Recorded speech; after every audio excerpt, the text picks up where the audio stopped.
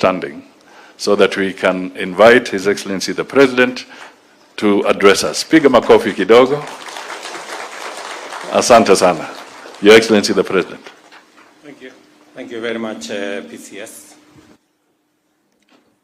Ladies and gentlemen, good afternoon. Please take your seats. Thank you very much.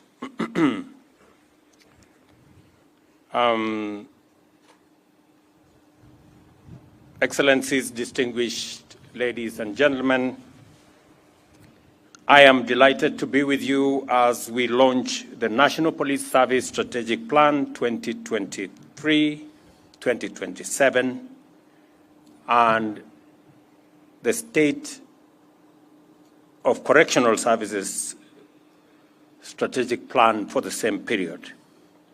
This is because we have before us two blueprints which not only reaffirm our steadfast commitment to the safety and security of citizens and their property, but also establishes a robust framework for developing a modern, efficient, responsive police service and prison service. Anchored in these strategic plans is a bold and clear step forward, creating a secure environment for where each and every citizen can thrive. National security, public order, and the safety of every citizen are the underlying enablers of all economic activity.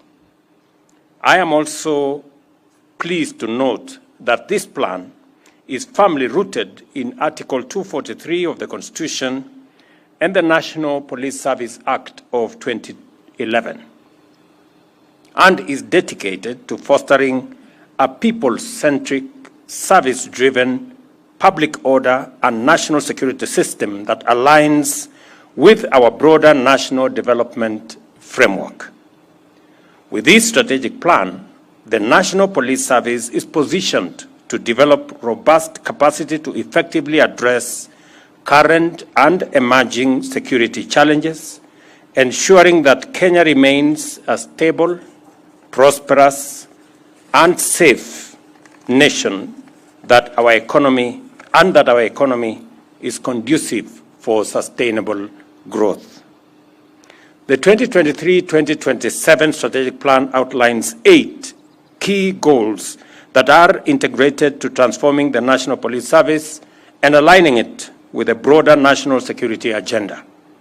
First, our investments in infrastructure, equipment, and capacity are aimed at significantly enhancing service delivery. This is the context in which we must understand the value of projects like the deployment of mine-resistant ambush-protected vehicles in regions such as the North Rift, Northeastern, and Upper Eastern. The operationalization of the National Police Hospital in Kanyonyo and Mbagathi, the completion of the DCI National Forensic Laboratory, and the establishment of the National Police Leadership Academy. These initiatives demonstrate our dedication to modernizing the service. Additionally, the establishment of the Integrated Communication Command and Control Center will improve operational efficiency and coordination. Alongside these hardware improvements, we are prioritizing the welfare of our police officers. A significant component of our national policing reform framework is the implementation of the 271 actionable recommendations from the Maraka Task Force. And we all remember we were here a few months ago to make sure that we have a team that will see to it that every recommendation that was made in that task force is achieved in the time frame which was set out.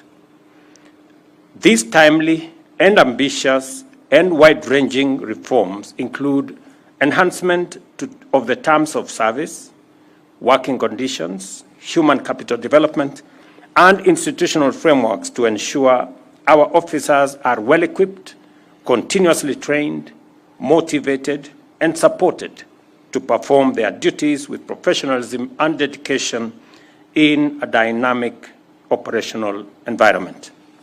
Let me say the following, that I did make a commitment that we are going to look into the terms of service, salaries and many other things, insurance package for our police officers. I'm very happy that we have implemented phase 1 of the recommendations that was made by Maraga. And I want to commit that all the other phases are equally going to be implemented. I did commit that we are going to engage in a robust modernization program of our police force, of our police service. Already, in the last 2 years, we have spent 9 billion shillings in the modernization program.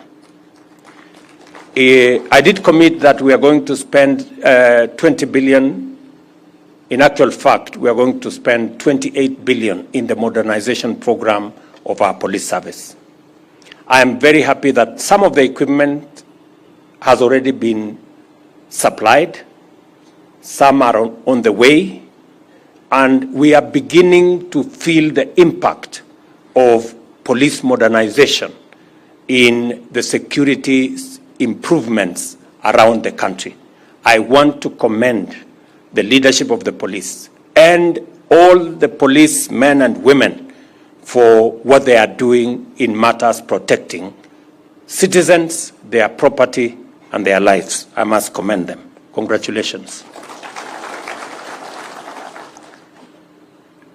I want to commit that that process of modernization, I intend to see it to completion in the next 2 years, so that we can have the equipment necessary, the vehicles necessary, the ammunition necessary to protect our country. I'm also confident that, as I said before, we will engage the police men and women so that we can have an appropriate uniform. I know that has been agreed upon, and what is awaiting now is for us to roll out and make sure that we kit our policemen and women with uniform that gives them an inspiration to work and to go forward. So again, that is something we are going to roll out. I know that we are also short on the police vehicles. We have many police stations in different parts of the country that do not have adequate transport.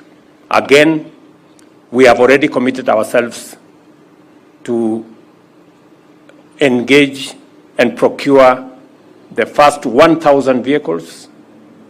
The procurement did not go very well. We are repeating the procurement. By early next year, we will deliver the first 1,000 vehicles. We intend to deliver 3,000 vehicles for our police stations, men and women, to be able to discharge their responsibilities as is appropriate. I also know that our policemen and women live in very difficult situations. The good news is that we have completed the first 582 housing units, 1,000 are under construction, and 17,000 additional houses for the police. We are at the tail end of procurement.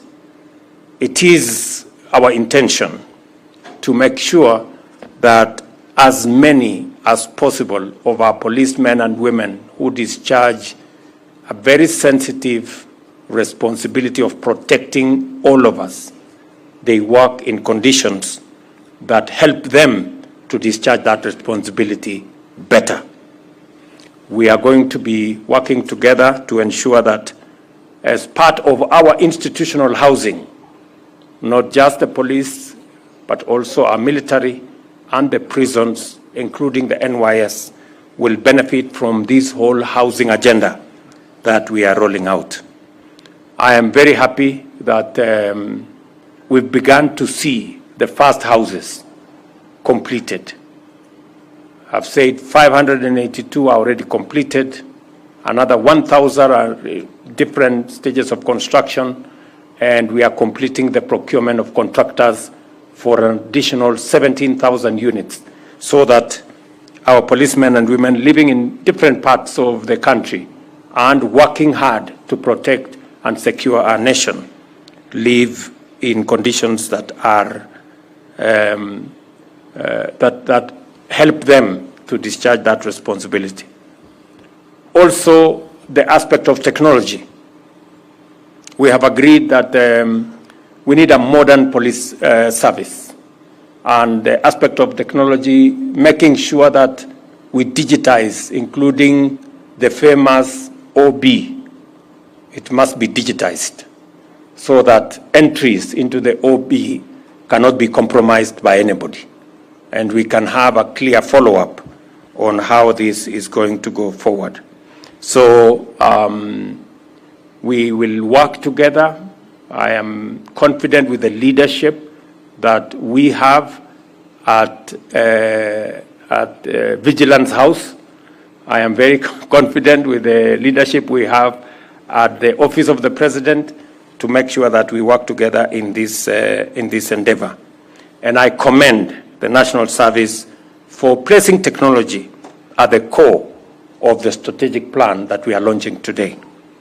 In today's rapidly evolving digital landscape, many offenses and security threats are enabled by digital technology, and the ability to detect, disrupt, deter, and investigate these threats depend on our capacity to operate effectively in a high technology environment.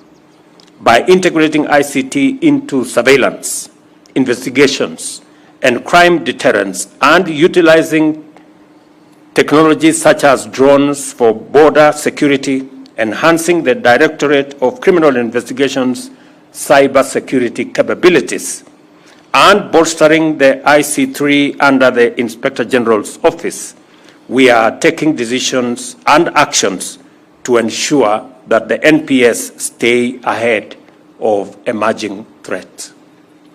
It is equally important to uphold the highest standards of professionalism and accountability.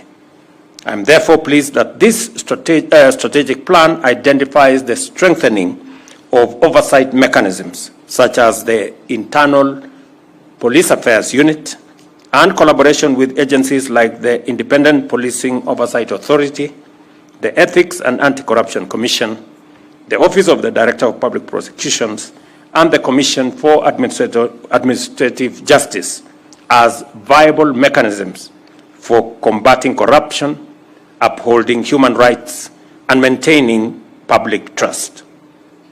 Additionally, this strategy leverages on our commitment to the operationalization and the financial autonomy of NPS as critical enablers of effective policing. With the operational budget now directly managed by the Inspector General, the National Police Service has the financial independence necessary to utilize resources efficiently, enhance service delivery, and maintain operational flexibility to deal with emerging challenges in different parts of the country. It is important to note that the launch of this strategic plan is not an end in itself. Instead, it marks the beginning of concerted efforts that must be undertaken consistently and with exceptional focus to achieve results. A strategy that fails to execute its mission or achieve its vision is an organizational failure, a professional misdirection, and a wasteful error. Therefore, this strategic plan is a call to action to begin the journey of transforming the National Police Service into a trusted, professional, and efficient institution in order to achieve our collective vision for a safer Kenya, position our national security system as a guarantor of progress, and prioritize professional service to every citizen.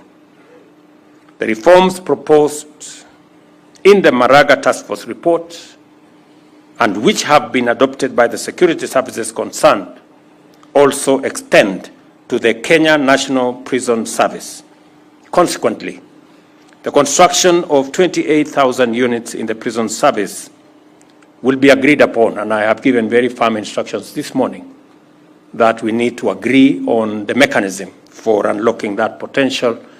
Our men and women service in the correctional services live in very difficult conditions as well. In addition, the prison service will begin leasing their land. Again, I have said we have so much land in the hands of government. We have seen what commercialization of these lands can do. There is every reason why we must work with the private sector to commercialize the pieces of land that we have, produce food, produce other products, so that we can make these assets much more useful to the different government agencies.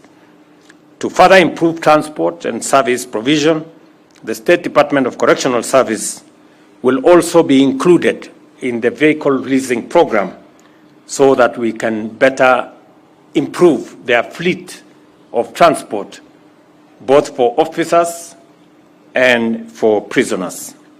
Now that we have launched this National Police Service Strategy and the Correctional Service Strategy,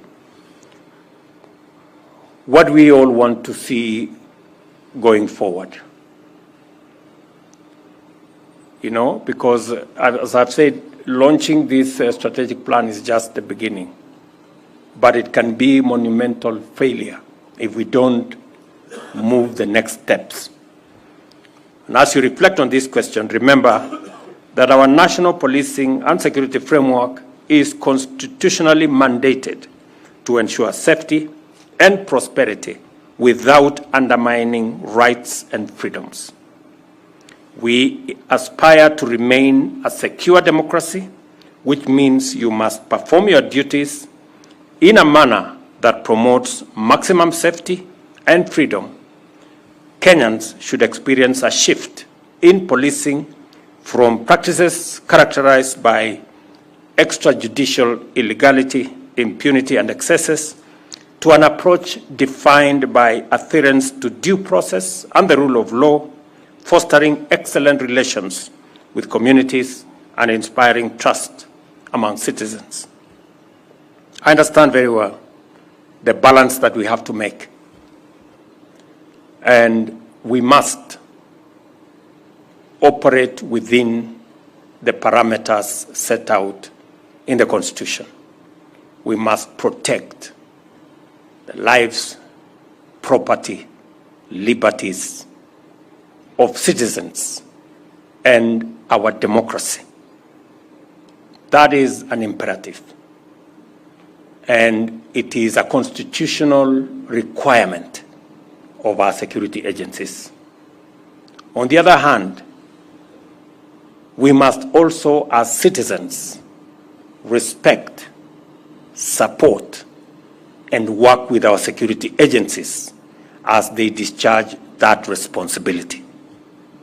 It cannot be the case that while our security men and women are doing their utmost, they are being attacked, they are being vilified, they have no support. It cannot work. We have to strike a balance as the police and other security agencies discharge their responsibility, citizens on their part. We must live in accordance with the rule of law. We must respect the police. We must work with the police, support the police so that they can protect our assets, they can protect life, and they can protect our stability. There must be a balance. On the subject of femicide, I must commend the police that they have arrested every person that has been profiled who has engaged in femicide, and they have been charged. But as parents, me being one of them, as citizens, the religious community, we must step up, because there is a moral issue around what is going on in that space. And parents need to do more. The religious community need to do more, as the police do their part. It is not a matter that we can say we leave it to the police. Yes, the police will arrest, the police will deal with many of those people who will have committed crimes. But as parents, as people who morally should guide the young people in our nation, we should also step up so that we can deal with that challenge from a broader and all society approach. As a government, we are resolute in supporting the implementation of this plan, both plans actually, and together let us forge a future where the rule of law prevails, public safety is guaranteed, and Kenya's prosperity is built on a foundation of trust and security. So, IG Kanja and your team, I have said that I have confidence in the leadership of the NPS as it is. They have done the best that they could, and they have the support of the government of Kenya. And they have my personal support. I understand very well that our men in uniform security agencies operate in very difficult circumstances. Sometimes we don't appreciate enough the kind of challenges they face and the kind of support that they need. But I want our security men and women to know that I fully appreciate, the government of Kenya understands, and that is why we are going to go out of our way to make sure that the job that you do, the mandate that you have, we support you so that you can achieve it.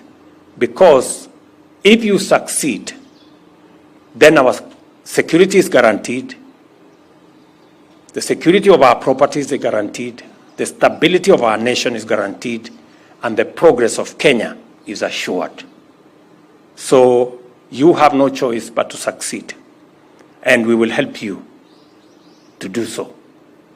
Whether it is making sure that we have the requisite terms of service to support you, the uniforms, the housing, the medicals, and all the other assets, including equipment and vehicles, we will go out of our way.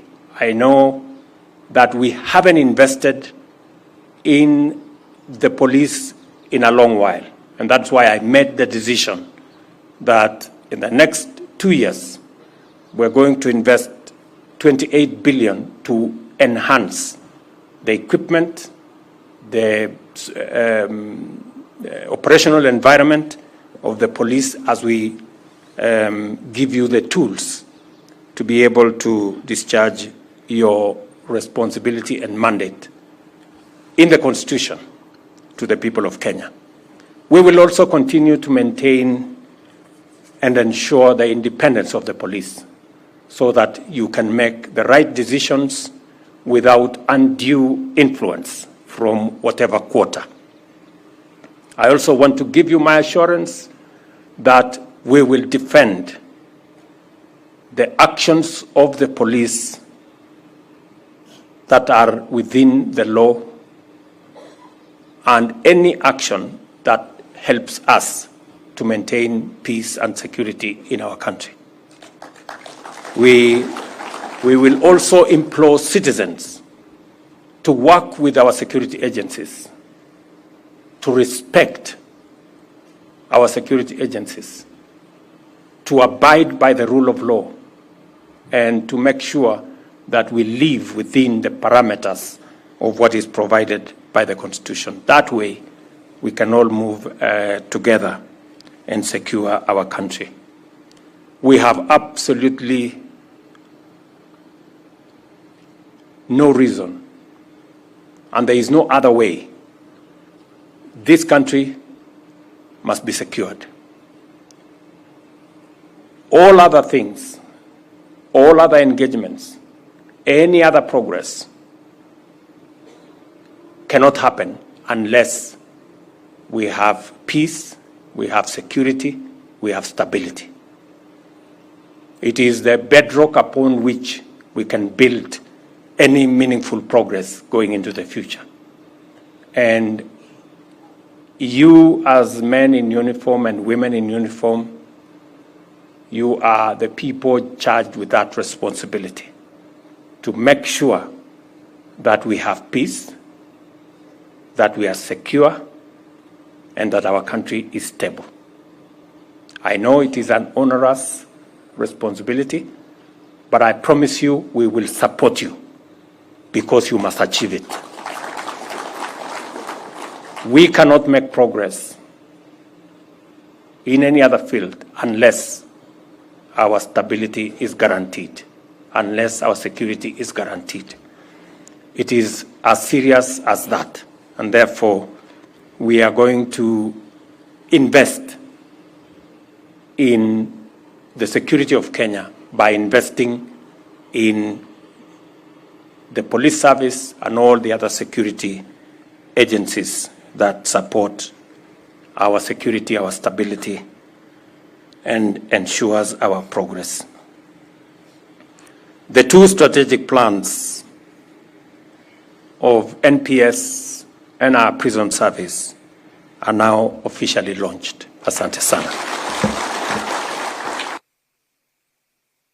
Thank you, Your Excellency, and we would like now to symbolically just have pressing of the buzzer for us to have those two strategic plans launched. I'll request that you kindly take our seats and allow me, Your Excellency, to invite the following to flank you. Let's have the PSS present in the House. Let's have the IG of Police, the SA National Police Service, Commissioner General of Prisons, and Balozi Neil Wigan, who is going to represent the development partners who have supported this process. Just to flank His Excellency, at which, when at the pressing of the buzzer, we'll have the official launch of the two strategic plans. So with them standing there, I'm just waiting for them to be in place, then we shall count down, Your Excellency, in 3, 2, 1. And the strategic plan is right here as we see it launched.